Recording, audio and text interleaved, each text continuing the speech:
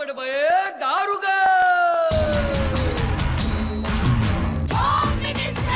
कोणाला बघ home minister. शाळेला उशीर होतो होम मिनिस्टर. आज कामवाली बाई पण नाही आली होम मिनिस्टर. पदरावरती सरकारीचा मोर नाचरा हवा. संसारातून वेळ काढून खेळ खेळूया नवा. Home minister. Home minister. मांजकर पैठणी घेऊन आला. Home minister. पहिली उघड कनदा. Home minister. रोज वस्तूचा देणार. Home minister. Home minister. Home minister.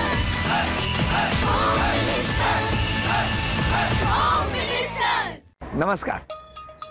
Home minister होणार असून मी या घरची powered by Everyuth naturals walnut स्क्रबमध्ये मी आदेश बांदेकर आपल्या सगळ्यांचं स्वागत करतो. लग्नांचा सीझन सुरू झालेला आहे. आमच्या ताई सासरी निघालेली आहे आणि ही सासरी निघालेली ताई आनंदाने जाते आहे. कारण आपण बघितलं आजपर्यंत प्रत्येक भागात होम मिनिस्टरच्या त्या ताईला आपण भेटतो, तिची पाठवणी करतो. आणि होम मिनिस्टर म्हणजे माहेराहून जसं सासरी जाते तशीच ताई जाताना आपण सगळे तिला भरभरून आशीर्वाद देतो. आज आपण ताईला भेटणार आहोत नायडू कॉलनी, पंतनगर, घाटकोपर पूर्व इथे राहणारी शिल्पा ज्ञानेश्वर दौंडकर. अनेक वाहनांमध्ये एक वाहन मुंबईकरांना आपलंसं वाटतं ते म्हणजे ती ऑटो रिक्षा. इथेही आहे. आणि मला असं वाटतं या रिक्षाचं आणि आमच्या ताईचं काहीतरी नातं आहे. जाणून घेणार आहोत, बोलतं करणार आहोत ताईला. काय दडलंय रिक्षामध्ये, सुरुवात करूया आजच्या गप्पांना.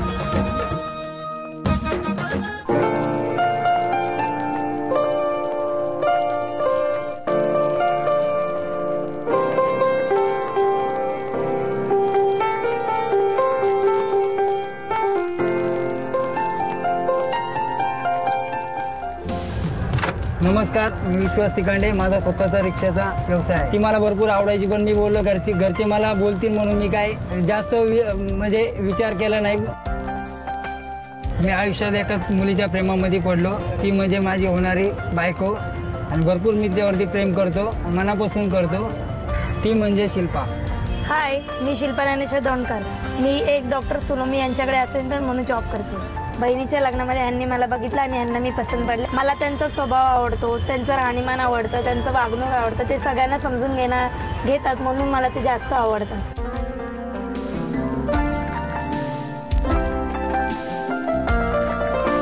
ते 22/4/2014 आमचं लग्न आहे. तुम्ही सर्वांनी लग्नाला यायचं.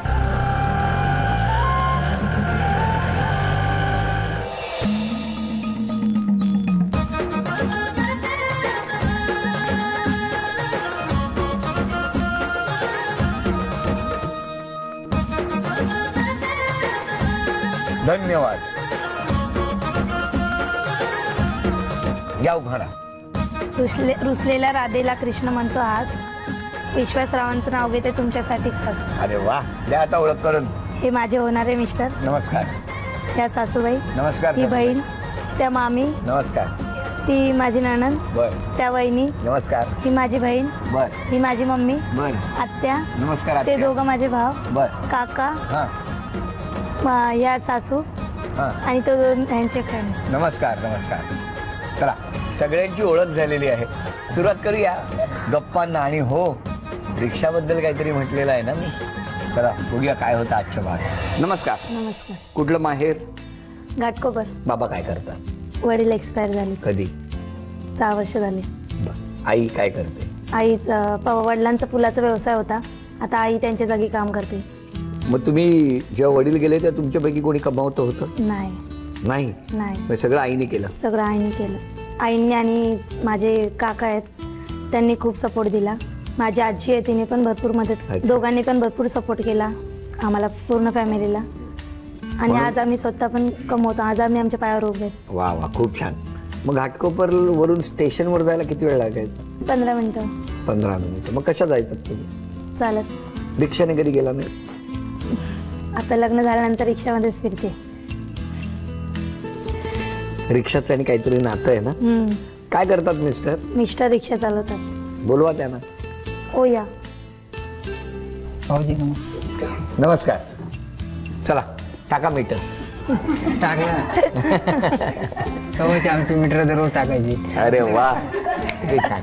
भरपूर सेवा करतो ना हो. लोकांची दिवस रात्र. जेव्हा रिक्षावाल्याला भूक लागली तरी पण काय समोरचा व्यक्ती काय सुनत नाही. क्यों नाही आता रे, क्या हुआ, किधर का मागताय, असे अरे तुरे चालूच असते दिवसभर तेच. पण तुम्ही घाटकोपर मध्येच रिक्षा चालवता? सर्वीकडे जातो पूर्ण घाटकोपर पासून? ठाणे, कल्याण, विल्याण, बदलापूर, कपोली, कुठं पण जातो गाडी घेऊन. तुमचं बालपण कुठलं? बालपण माझं गावीच झालं. कुठलं गाव? दावडी. दावडी कुठे आलं? खेड तालुका. मग घरी कोण कोण? घरी आई वडील भाऊ. काय करतात आई बाबा? आई बाबा शेती करता पण आता सध्या इथं मुंबईलाच आहे. मुंबईला? हा. मग रिक्षाचा व्यवसाय करावा हे कधी वाटलं तुम्हाला? रिक्षाचा व्यवसाय म्हणजे वडील रिक्षा चालवायचे तर मी गावी असताना इकडे 11वीला आलो. हा इकडे 11वीला ऍडमिशन घेतलं. हा. सकाळी कॉलेजला जायचो, संध्याकाळी मी वडिलांची गाडी काढायचो. मग तुम्ही तिथेच शिकला? ते म्हणजे त्याला परिस्थिती हालाकीची असल्यामुळं तर मी तो आणि ते शेवटपर्यंत 12वीपर्यंत 14वीपर्यंत केली. पण नंतर मला केटी लागली. भरपूर इच्छा होती पोलीसमध्ये जायची पण काय झाली नाही. आता पोलीस नेहमी भेटतात तुम्हाला? आता पोलीस नेहमी भेटतात, मलाच हवालदार बोलतात. जोरात आहे.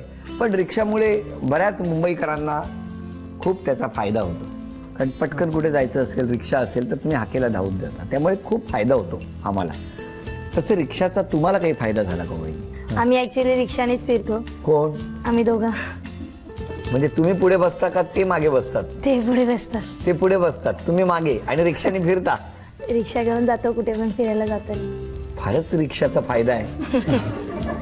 तुम्हाला काय काय फायदा झाला रिक्षाचा? तुम्हाला रिक्षा भरपूर फायदा आला ना. काय काय मिळालं म्हणजे रिक्षामुळे तुम्हाला?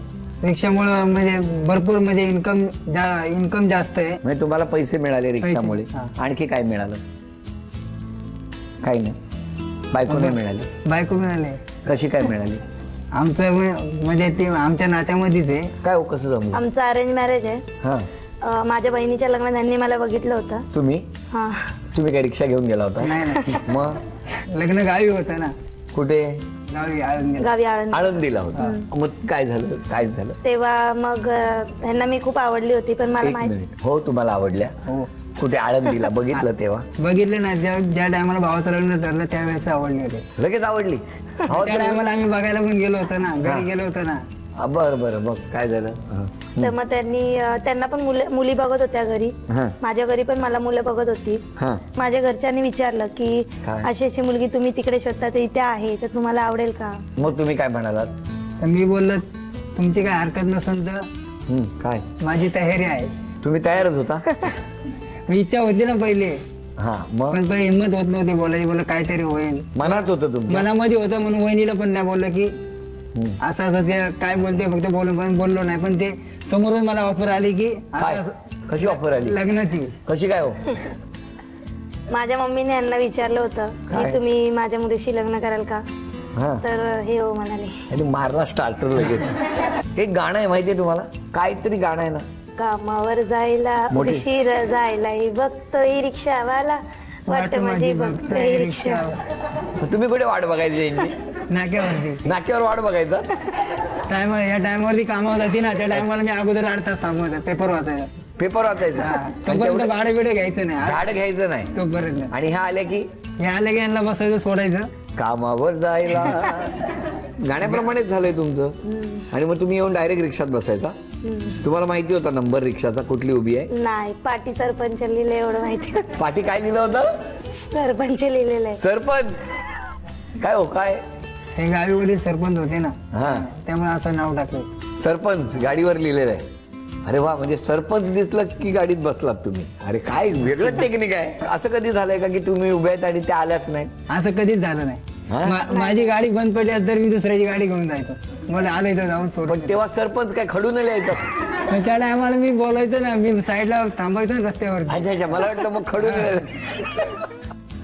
मग पिक्चर वगैरे बघितलं की नाही दोघांनी? बघितलं नाही. यांनी पहिला मला पिक्चर एक ती डायन दाखवला. काय दाखवला? ते नवीन निघालाय एक ती डाई. एक ती डायन. हा पहिला पिक्चर दाखवला? म्हणजे एंगेजमेंट होऊन आमचं आता 1 वर्ष झालं. त्या टायमाला 5-6 तो मिनिट तो पिक्चर पिक्चर रिलीज रिलीज झाला झाला. होता, एक ती डायन. एक ती डायन. पण कसा होता पिक्चर? पिक्चर खूप चांगला होता. काय होतं त्याच्यात? काय ते लीप असते ना बिल्डिंगची, त्याच्या खाली अशी भूत पुरलेली असतात, ते दाखवलं होतं त्या पिक्चर मध्ये. बापरे, मग तुम्हाला तिकडे भीती वाटली असेल ना? भीती वाटली म्हणजे जास्त करून त्या मॉलमध्ये काय 6-7च कपल होते. ते भूताचा शॉट आला का मिठ्या मारायचे. मिठा मारायचे, ती भीती व्हायची. तेव्हा मी आहे तू काय घाबरू नको. आणि तो असा 10-15 मिनिटाला सारखा शॉट असायचा. ते अंधार असल्यामुळे आणि कोण जास्त नव्हते, म्हणून 14-15 जण होते. बरं, आता लग्नाची तारीख काय? 22/4/2014. झाली तयारी सगळी? चालली चालली आहे. चालू. पण कसा आहे स्वभाव त्यांचा? खूप छान आहे. खूप चांगला आहे. आणि यांचा? खूप चांगलं आहे. बरं, मला आता तुम्हाला विचारायचं आहे, लग्न होईपर्यंत यांची वाट बघत नाक्यावरती तुम्ही येऊन उभे राहायचा. हो. लग्नानंतर सुद्धा असेच उभे राहणार का? नाही, लग्नानंतर कशाला? हा, लग्नानंतर कामावर जायला फक्त सोडणार फक्त. पण ते तरी सोडणार का? सोडणार का नाही. कारण सांगणार नाही, काय नाही, काय? हा, नाही कारण नाही. बघा, इतकी वर्ष तुम्ही जी जबाबदारी स्वीकारली होती ती आता तुम्हाला अशी मध्येच सोडता येणार नाही. शिवाय नाही, मरेपर्यंत नाही सोडणार. अरे बाबा, नाही करणार. बरं, आता एकमेकांना किती ओळखतायत ते आपण जाणून घेणार आहोत. माझा पहिला प्रश्न तुमच्यासाठी, वहिनींचा आवडता मराठी नट कोण? बरंच झालं.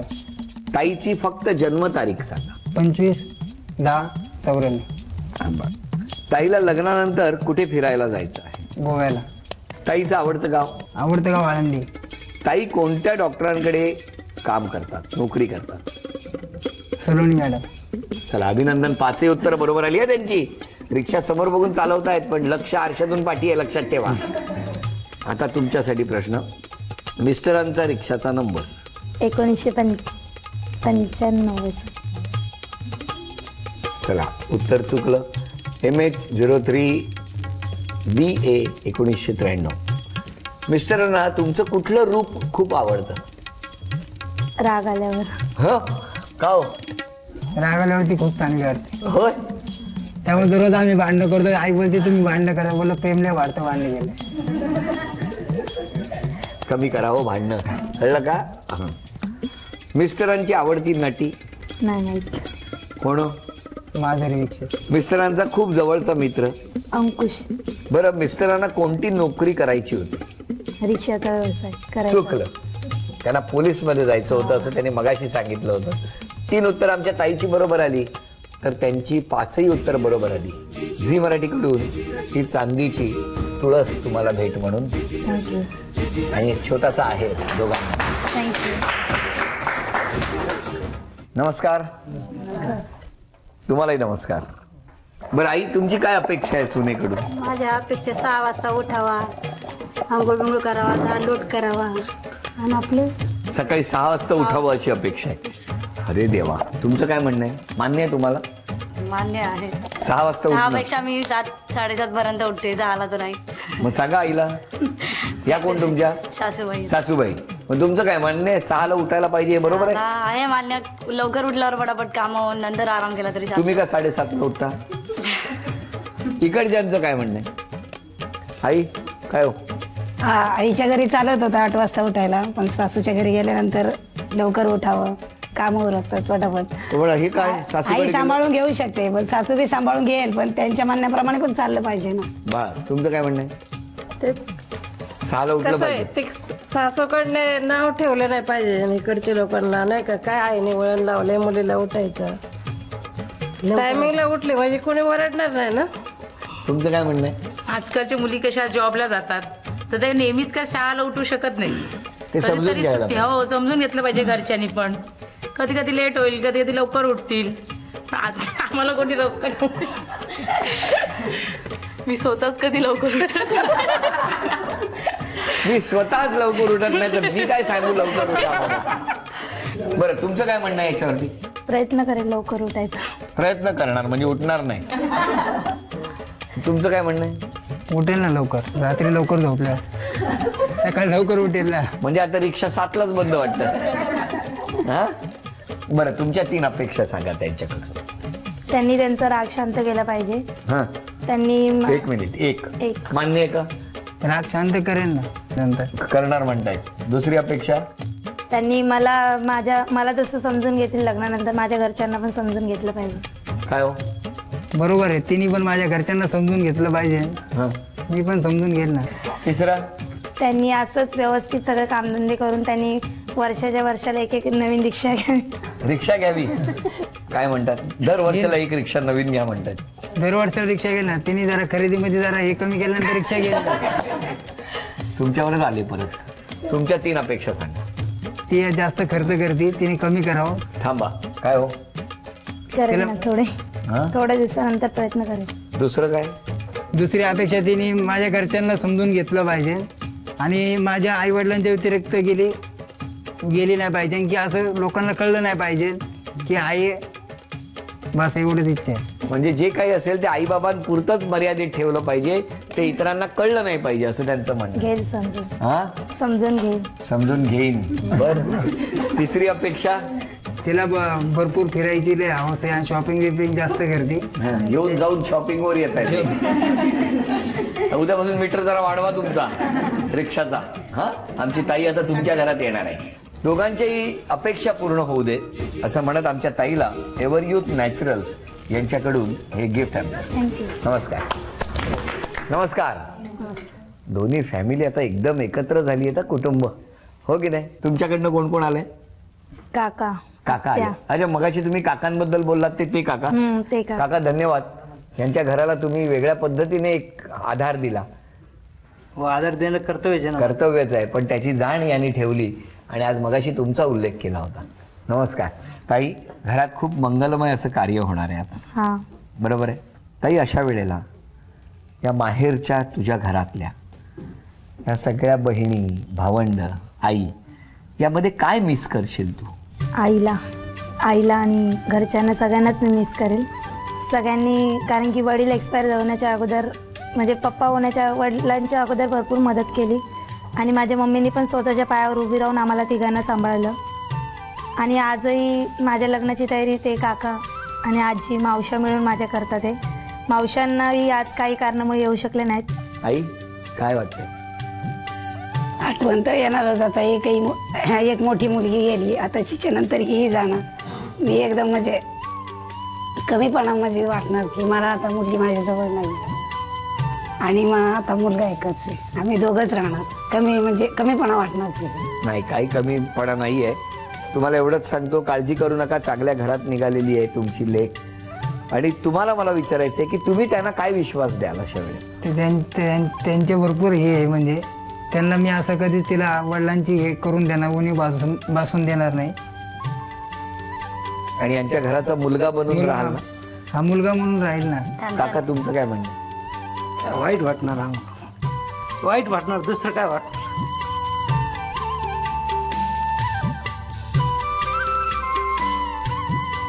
पण हा दिवस प्रत्येकाच्या आयुष्यात येतो, जो खूप छान अशा नव्या आयुष्याची सुरुवात करणारा असतो. त्या तुम्हा सगळ्यांना शुभेच्छा. आणि आता आमची ताई सासरी निघालेली आहे, तिची अशीच पाठवणी होणार नाही. तिला पाठवणी करत असताना माहेरची पैठणी देऊन मला तिला पाठवायचं आहे, पण ते करत असताना एक आव्हान आहे. आमची ताई स्वीकारणार का बघायचं. 10 संधी आहेत. या रेषेच्या अलीकडून ही सोंगटी मारायची आणि बरोबर आत्ता जशी थांबली तशी या 2 पट्ट्यांच्या मध्ये जाऊन ती थांबली पाहिजे. हे आव्हान ताईने नाही स्वीकारलं 10 सोंगट्यांमध्ये तर तुम्हाला संधी मिळणार. तुम्ही पैठणी मिळून नाही दिली तर घरातले आणखीन कोण 2 जण आहेत जे आव्हाने स्वीकारू शकतील? काका आणि तुम्ही यांच्या बहीण. चला, काका आणि बहीण दोघे आव्हान स्वीकारणार आहेत, पण आम्हाला खात्री आहे की आमची ताई तुमच्यापर्यंत ती संधी येऊच देणार नाही. वेळ सुरू झाली.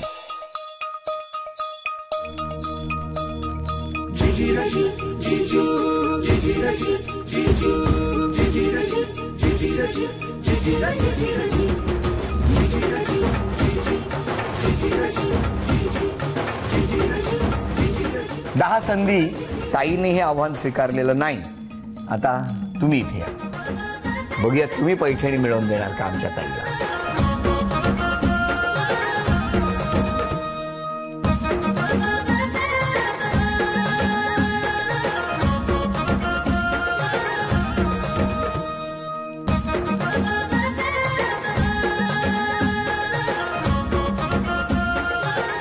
थोडा गॅस भरा रिक्षात.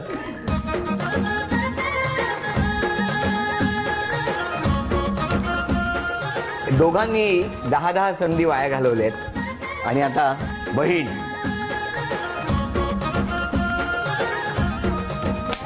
तुम्हाला द्यायचीच नाही वाटतं पैठणी. मला नाही मिळत तर तिला तरी का देऊ. 2 अभिनंदन ताई, धन्यवाद. शेवटची संधी होती आता तुमच्याकडे, पण तुम्ही आज पैठणी मिळवून दिली. ताईला एक वेगळ्या पद्धतीने तुम्ही मदत केली. झी मराठीकडून हे चांदीचं नाणं तुमच्यासाठी. अभिनंदन. झी मराठीकडून ही भेटवस्तू तुमच्यासाठी. अभिनंदन. दौंडकरांच्या कुटुंबात वाढलेली ताई आता लग्न करून तिकांडेंच्या कुटुंबामध्ये चाललेली आहे. तिला भरभरून आपण सगळ्यांनी आशीर्वाद द्यावा, तिला शुभेच्छा देऊया आणि त्याचबरोबर तिला देऊया तथास्तु पुणे यांच्याकडून ही पैठणी. अभिनंदन.